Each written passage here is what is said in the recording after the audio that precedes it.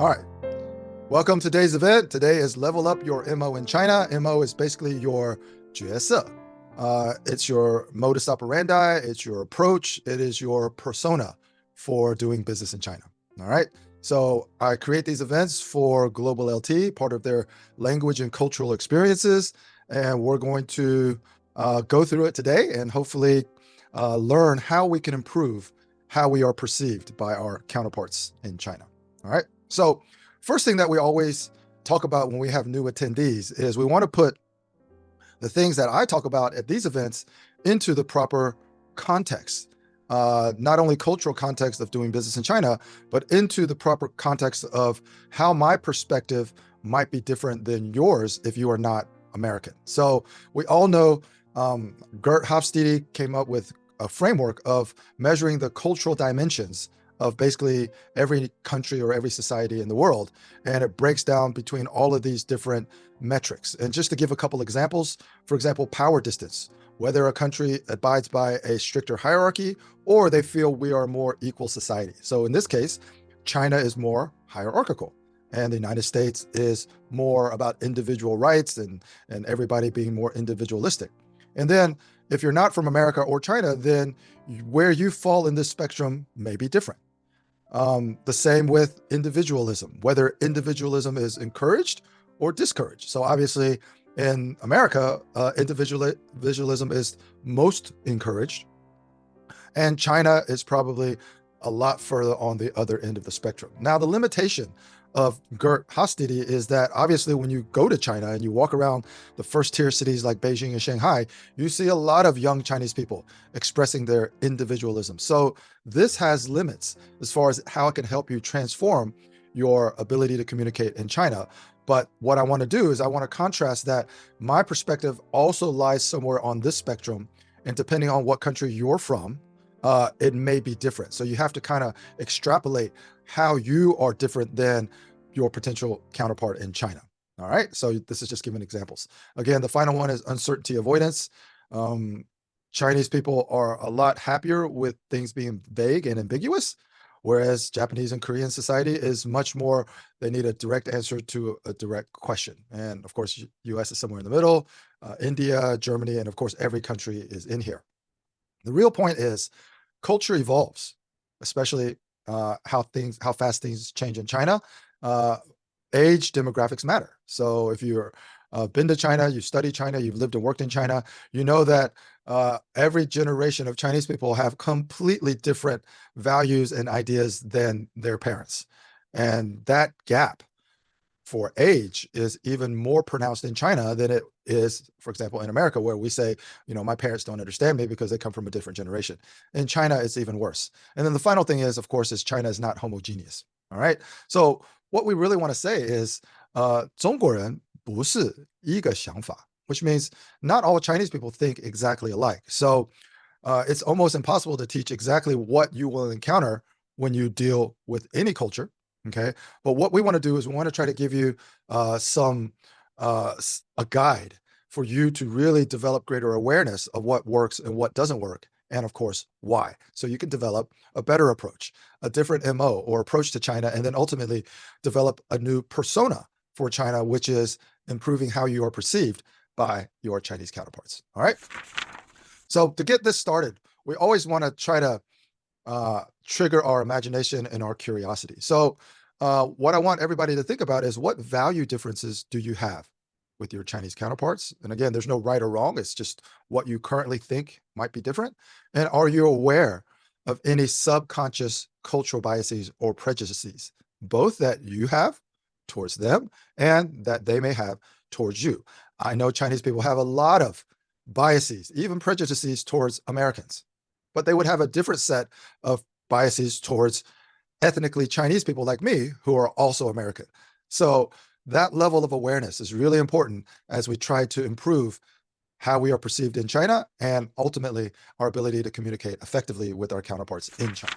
Now, one of the frustrations that that many foreigners encounter in China, especially the ones from Europe and North America and Australia that I've interacted with, is summed up by this: why can't they? Of course, they is referring to the person in China. whether it's an employee or a government official or a partner. Why can't they? Okay. Now, when you think, why can't they? You're already in a very negative state of emotion, and it becomes very hard to recover to find an amicable way forward to improve that communication. And what I want to do is I want to relate this to a very popular book, Men Are From Mars, Women Are From Venus. And basically this book talks about how essentially being of a different gender, men versus women in a relationship, in a marriage, there is always miscommunication, misunderstanding, because men don't understand what women's real needs and desires are, and women don't fully understand how the men ego and mind actually operate. Now, the point is this book is extremely popular, over 15 million copies sold worldwide. And most of the time it's talking about people in a relationship who are from similar cultures, similar backgrounds, similar values, yet they still encounter these challenges that ultimately lead to divorce or, fighting and stuff like that. And so the situation that you might experience with your counterparts in China is very similar to men are from Mars, women are from Venus. And I just want you to think about that for a second. And while we don't judge our spouses or our girlfriends or boyfriends negatively because of what nationality they are, because presumably they're of the same nationality, we always want to try to find ways to work on how we can better understand the other side, which is the things that we also should be doing with our counterparts in China. That same level of sympathy and empathy that ultimately leads to greater understanding and a better relationship. We need to try to adopt those things and transfer those also to our experience in China. Now, one of the things that we always do is we try to warm up with a few Chinese phrases. So let's do that now. 你准备好了吗? Okay. So the first word is 做. All right. And 做 means by itself, when you translate it, it means to do, to engage, to write, to pretend. Okay. 做. The next word or character is 法. And the meaning of 法 is it's the law, it's a method, it's a way. It means to emulate. All right. So when you put these two characters together, you get 做法. Okay. So 做法 translates to a course of action, a method, or a practice. All right. Now, the thing that we want to understand is it really means it's a customary or standard approach for doing something. It reflects your MO. Your MO in Chinese is 你的做法. Your approach to solving any disagreement or conflict or problem is 你的做法. All right. And what people perceive about 你的做法 has an impact on how they respond to ultimately what you say or what you do. Now, when we replace that 做 with 方, let's see what that character translates into. So 方, if you just translate that one character, it means square, it means fair, it means upright, and it means honest. All right. So when you combine 方 with 法, you get 方法, and it means it's a means to accomplish something. All right. 你的方法 is your modus operandi. It reflects your persona and how you are perceived. That is the important thing that I want everybody to keep in mind. You are managing the perceptions, or how well you manage the perceptions of your counterparts in China, whether it's your employees, partners, suppliers, or whatever, the better the outcome will be with your communication efforts or negotiation efforts. All right, now let's replace that first character again with 办. Okay, so what does 办 mean in Chinese? Well, 办 literally translates to do, to deal with, to handle, or to set up, as in 办事情. Okay, when you add it to 法, 办法, it's really a means or way of doing something. 办法. All right, now why did I choose this combination of Chinese characters in this phrase to highlight here? Because 办法 demonstrates something that's very important in Chinese culture. It demonstrates that you are highly resourceful, and that is highly valued. So it demonstrates a highly valued resourcefulness. In China, they always talk about 你去想办法, go find a way to get this accomplished. Or, wow, 你真的很会想办法. You really do know how to figure out how to get things done. On the opposite end of this spectrum is Chinese people will try to find clever ways to get things done, for example, as an employee, and they will expect you to highly value that. However, you may not highly value that because what you may value more is following procedures, following protocol, following the process, not finding a clever way to get something done. So this is a huge cultural dichotomy that we need to be aware of if we're ever leading Chinese employees. All right. So next is "yi." Okay. What does this character mean? It really means, translated literally, it means a thought, an idea, or an opinion. All right. The next character is "si." What does that mean? "Si" means to recognize, to understand, or to know something. All right. These are what these characters translate into directly. When you say them together, 意识, it means to realize, to be aware, or it could just mean awareness. Okay.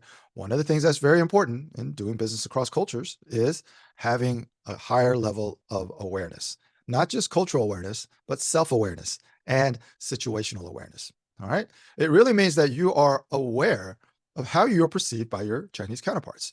Perception management is probably the most important fundamental skill you need to develop when you're doing business in China.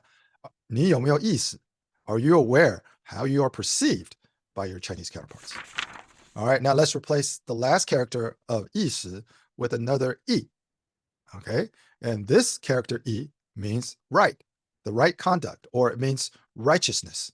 All right, so when these two characters combine together, 义, okay, what does it mean? Well, it means what is the meaning, significance, or importance of whatever you're talking about. 这个东西有什么意义? What is its meaning, its significance, or its importance? Now, the question that you want to ask yourself internally or be aware of is, do your actions or gestures offer any perceived benefit to your counterpart in China? Everything in China, as we talked about in one of the previous lessons, is the Guanxi engine. And one of the things is 利益. What are the personal benefits that people expect when they are exchanging goodwill and reciprocity as you're communicating? Do the things that you talk about, do the things that you promise, do the things that you assert or suggest, offer any perceived benefit to the person that you are talking to. This is extremely important. All right. Now, what we want to talk about next is what I call the rule of reciprocity. And what we're really going to get into is the psychology of reciprocity in China. All right. So how you feel, and again, this is self-awareness, how you feel about your Chinese counterparts and what you presume about their intentions and motivations is likely how they feel about you in the opposite direction. All right. So if you have any negative biases or negative judgment or negative perceptions about your counterparts in China, for example, Chinese people are never honest, or Chinese people always steal and they're corrupt, and whatever that judgment or bias is, you just have to remember, they probably think the exact same thing about you in the opposite direction. So the psychology, the reciprocal psychology, will lead to dysfunction. Now, if you can change the way you think about Chinese people, if you can condition your mind not to prejudge them from things you've read in the media or things you've heard or even things that you've experienced, then psychologically you're able to create positive synergy instead of dysfunction. And the thing that we want to be aware of is, are the things that we think about Chinese people conscious or are they subconscious? All right. 有没有意识? That's the word that we just talked about. 意识. Are we aware what we think about China, are we conscious of it? Or is it just some subconscious cultural bias that's floating around in our minds, and it affects our persona? It affects our approach and how we do things when we're working with Chinese people. That would be different than if we were working with an equivalent person in your own country. For example, do I change my thinking and approach or judgment when I'm working with someone in China or when I'm working with someone from America? That is the question that you have to answer for yourself. What are the value differences that you're aware of? What are the cultural biases that both you have and that they have? It is a reciprocal psychology. And what are the prejudices? Okay, these are extremely important. In the reciprocal psychology, there is also often misaligned expectations. All right. Expectations is 你的期望值, your expectations. What do you expect? What do they expect? You have to be aware and understand how expectations are different. Understanding Chinese expectations is about understanding their culture and their values, but understanding your expectations and how it affects your attitude, mindset, and approach is equally important. Another thing that I think is really important is there's a different tempo or preference or priority. We may value the same things. You and your Chinese counterpart may value the exact same things. However, those values have a different order of preference and a different order of priority, and they follow a different ritual or a different process, which means the alignment comes not because you have contrasting value differences, but because you are not aligned on process. One of the things that we talk about a lot in the first 3 modules is aligning on process as a way to move things forward in China. Okay. In Chinese, we would say 节奏. 我们有不同的节奏. We have a different tempo or a different priority or process. And that's exactly what I'm talking about. We can have similar values with vastly different priorities in practice. And that's what you need to be aware of. And that is how you navigate and improve how you communicate, by not assuming, number one, that you have similar values, but even that if you have similar values, assuming that it plays out the same in actual practice or negotiations. All right. I'm just going to go through some of these translations. Value differences is 价值差异. 价值 is value, 差异 is different. 价值差异. Cultural biases is 文化偏见. All right. And prejudices would just directly be 偏见 or 偏字. And of course, the worst case of prejudices is when it leads to actual discrimination, which means unequal treatment based on your biases or your prejudices. And in Chinese, that's 歧视. All right. Now, the next set is open-mindedness. All right. And the questions that we want to answer for ourselves is, well, what does it mean to be open-minded? All right. So think about that. 如何定义? What does it mean to be open-minded? And the next, how would open-minded be demonstrated to someone in China? 如何建立? Okay, so 建立 doesn't actually translate into demonstrate. It translates into establish. But if I want to translate the meaning of, well, how do you demonstrate it? I would probably say 如何建立? 建立, establish what being perceived as open-minded. Okay, so that, again, this is where the literal translations sometimes come up short. And then finally, you want to ask yourself, how do we know whether we are being perceived as open-minded? All right, this is understanding, well, first of all, it's caring about how you're perceived, working on your perception management, and then understanding what it actually is based on the feedback that you receive. Okay, and in Chinese, you would say, 我被认为想法开放吗? All right, 我被认为想法开放吗? Or 思想, I'm sorry, reading off the screen. 我被认为思想开放吗? 我被认为思想开放吗? That is, am I being perceived as open-minded? Now, a lot of times you'll hear this, people who talk about cross-cultural communications or intercultural communications, going to a different country, doing business, they always say something like, you must be open-minded and flexible to succeed in China. All right. So I want to kind of not make fun of this phrase because, of course, yes, you need to be open-minded. Yes, you need to be flexible. But these words in a vacuum actually don't mean anything, because these words actually, when they're not in the proper cultural context, and when you have misunderstanding in a different pace or a different cadence or a set of priorities, it actually doesn't mean anything. So I want to take this opportunity to talk about why these two words may be vague and nonsensical. All right. So vague is 废话, and nonsensical is 废话. Different characters pronounced exactly the same. All right. So it's the same tone. You would use it similarly, but it has different characters. All right. So this 废话 means vague. It means to talk at length or to ramble. It means to waste one's breath. This 废话 means nonsensical. It means nonsense. It means you're using superfluous words. It means a lighthearted sarcasm, as in you don't say or no kidding.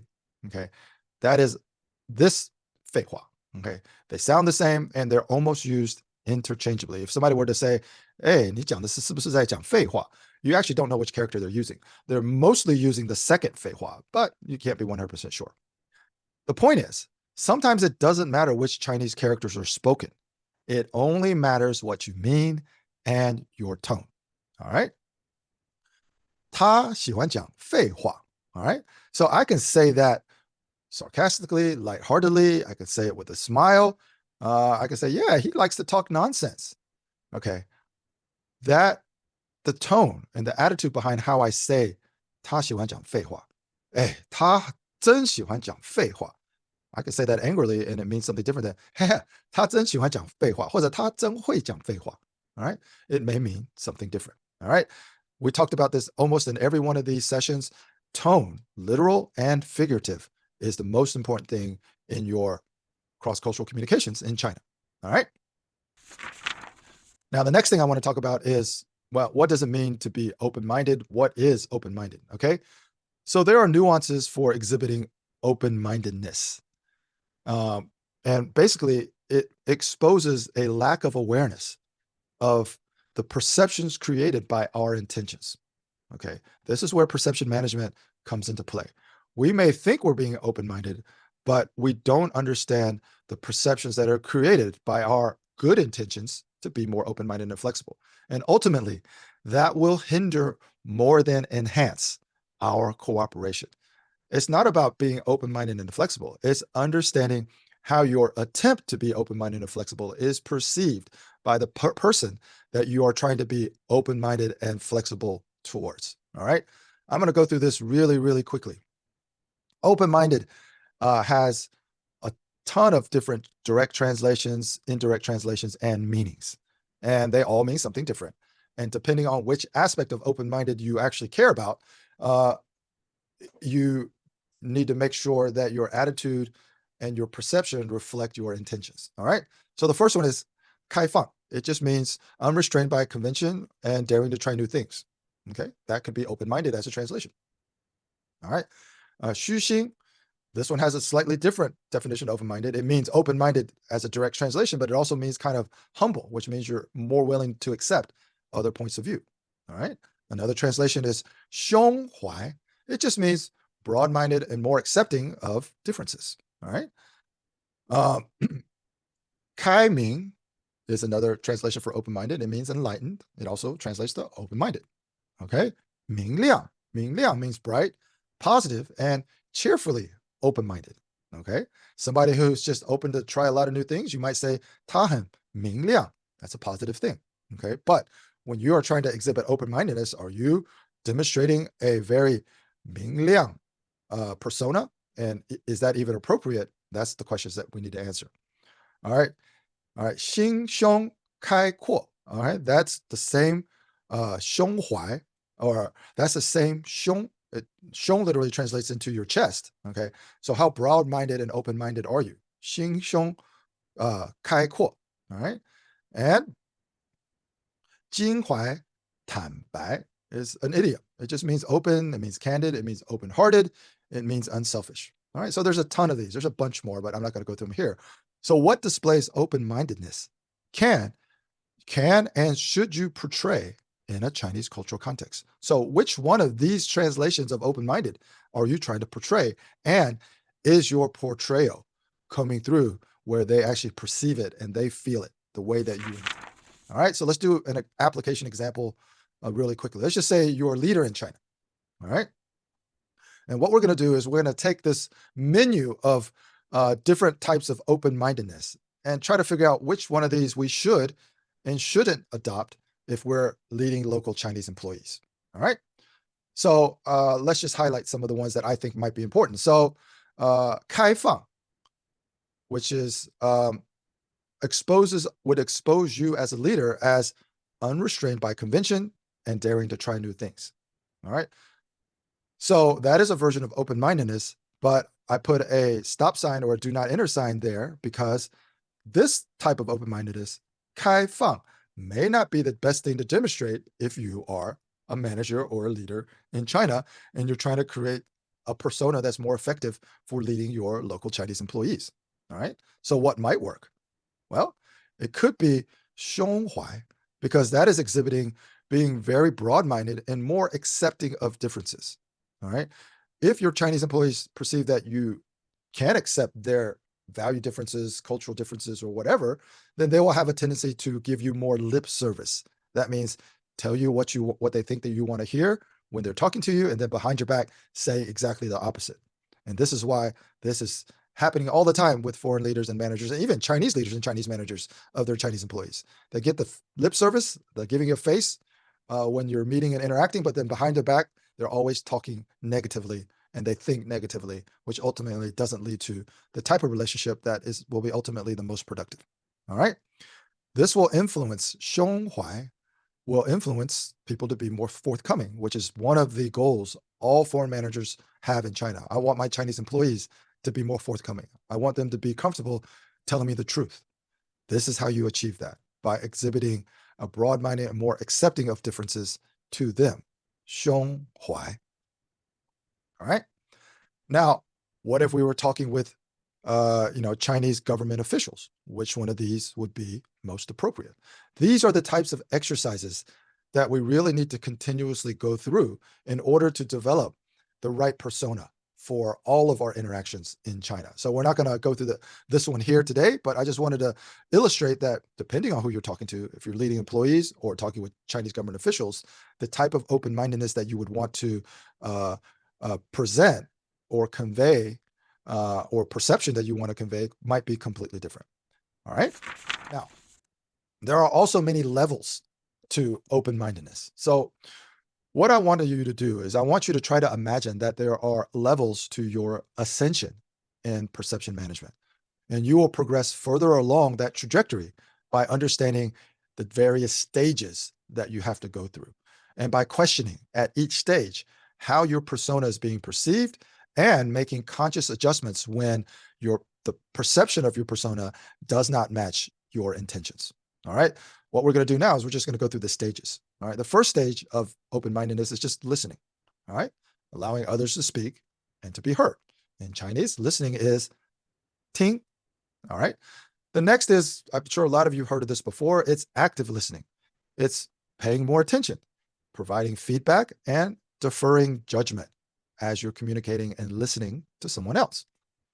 All right. It's in Chinese, it's to listen attentively, 倾听, or to really pay attention, 注意. Now, one of the things that I've talked about in my book, in my course, and the previous experiences in this series is something that I came up with called proactive listening, which means this is on top of active listening, where you're also observing cultural practices that are different than your own, and you're also focused on aligning on the process, not aligning on values, not getting agreement on some specifics. You're aligning on process as a means to move things forward. All right. So these are the stages or the levels of open-mindedness. All right. And this is 入乡随俗. I would almost say proactive listening is the when in Rome, that expression. What do you do when you are in Rome? When in Rome, that cultural expression. 入乡随俗. All right. But it doesn't end there. The next level is consistent empathy. All right. You have to understand what other people value and how they feel in order to have empathy. And you have to be empathy continuously in order to reach the next level of being perceived as open-minded. Focus on how they feel about their priorities, which will always be misaligned or different than your priorities. And that's cultural, and that's part of the value differences. And even though you, as a leader, you would have to manage them towards your priorities, it's helpful to be first empathetic to their priorities, because that is how you can find a better way to lead them to where you want them to go. Constant or consistent empathy. Next, okay, so this is 对方感觉同理. So that's how I would say consistent empathy. 对方感觉同理. All right. And then the final level of being open-minded or being perceived as open-minded in order to, improve how you communicate with each other is cultural reciprocity. That means you are extending goodwill that they value continuously. Giving them something that you think is valuable does not equate to cultural reciprocity. It only works when you extend or give something that they value, not something that you believe is valuable. All right. 礼尚往来. 礼尚往来 is an idiom that basically is returning politeness for politeness. Okay. Cultural reciprocity. I'm not sure if this idiom exactly fits what I'm trying to say, but definitely for you native English speakers, you should understand exactly what I'm trying to say. All right.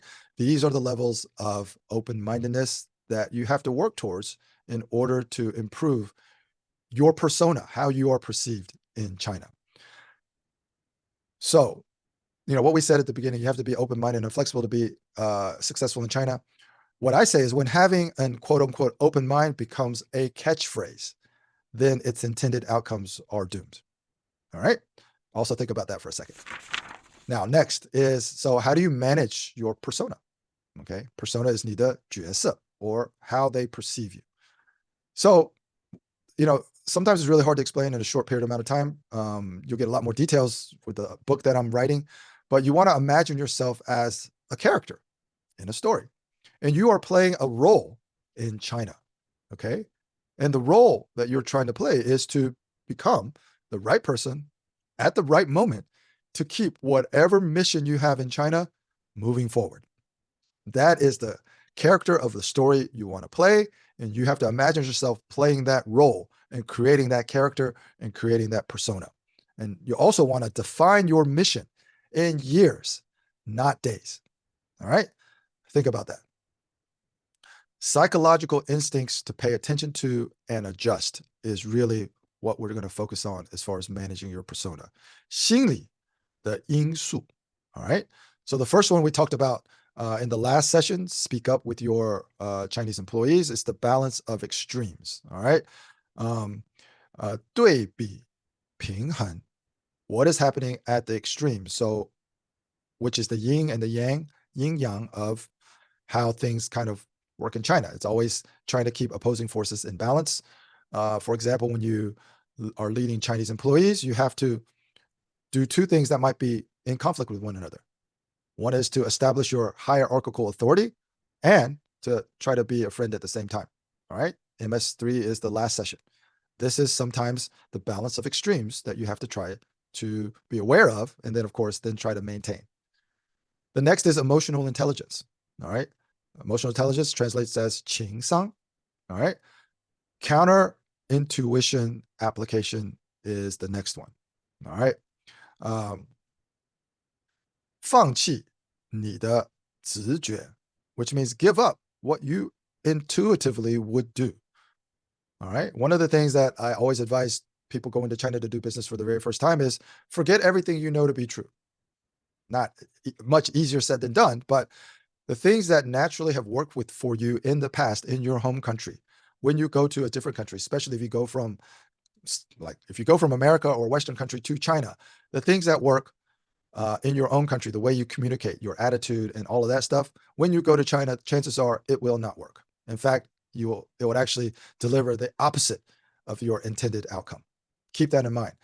Counter intuition application means don't do or be aware that your intuition of what's worked for you in the past probably or has a high probability of leading you down the wrong path in China. And of course, perception management. Okay. 重视对方的看法. You have to value what your Chinese counterparts think in order to manage their perceptions. That's the start. You can't just say, okay, I'm going to start understanding how they feel and what they want by asking them, because you're never going to get the right answer by asking them. You have to interpret their reactions to understand what they value and what they want in the Chinese cultural context. The rules of thumb are you want to lower their expectations for reciprocating things that they value. Okay. It's just almost like sales one-on-one. The best way to please the customer is to over deliver on their expectations. All right. So in this case, it's reciprocating the things that they value, not the things that you think they should value. And you want to exceed expectations for accommodating the things that they value. All right. Again, everything comes from understanding what they value. And there's a lot of information here. For most of you, a lot of this could be completely contrary to how you normally think and how you approach solving some business problem. But I promise you, if you start to follow the levels of ascension, you will improve your China persona. You will improve the outcomes of your MO, your approach to doing business in China. Ultimately, you will be perceived better by the Chinese counterparts that you work with or you lead, and that will lead to much, almost I would say dramatically different outcomes that are better over time. All right. If you have any questions, then